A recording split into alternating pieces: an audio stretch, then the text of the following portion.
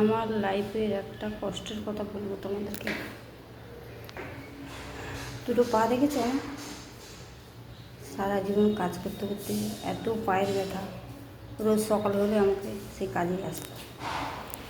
এই দেখছো, পুরো রুমটা পরিষ্কার করবো। তোকের বাড়ি কাজ করতে হলে তো কাজ করতেই হবে।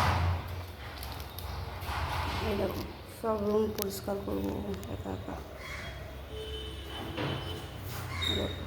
সব পরিষ্কার করবো, সব পরিষ্কার করবো।